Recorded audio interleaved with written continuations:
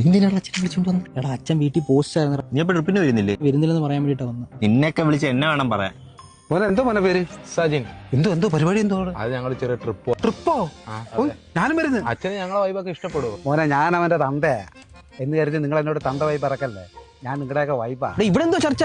എടാ അച്ഛനും നമ്മൾ ട്രിപ്പ് വരുന്നുണ്ടോ? അച്ഛൻ എങ്ങും വരുന്നില്ല. ഈ ട്രിപ്പ് ഞാൻ ക്യാൻസൽ ചെയ്യാൻ വേണ്ടി വന്നേ. എന്താണ് മാൻ? വാ അച്ഛൻ നമുക്ക് വീട്ടിൽ പോവാം. നീ വിടുവല്ലോ. ഞാൻ പരിപാടി ട്രിപ്പിനൊക്കെ പോയിട്ട് ഞാൻ വരുന്നുള്ളൂ. വാ ബ്രോ, നമുക്ക് പോവാം. ചിലതൊക്കെ ഞാനും കൂടെ എടുക്കാം. ചെലവൊക്കെ എടുക്കും. എങ്കിൽ വാ, ആ 70 അവസരത്തിൽ പോകാൻ പറ. ഒരു മിനിറ്റ്, ഒരു കോൾ വരുന്നു.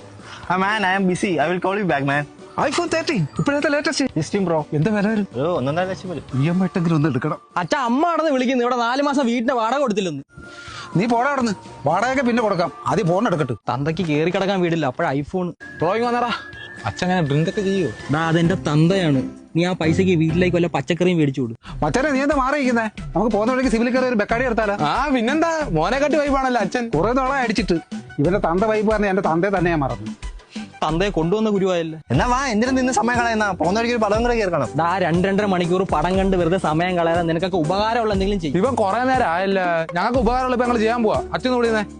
നീ വന്നേ. മേല ഞങ്ങളെ കൂട്ടത്തിൽ കണ്ടുപോലും കേട്ടല്ലോ. കുറച്ച് മണ്ണ് മാറി. എനിക്ക് തന്ത വൈബ് അല്ലടാ, മെച്ചൂരിറ്റി വന്നതിന്റെ ആടാ അത്.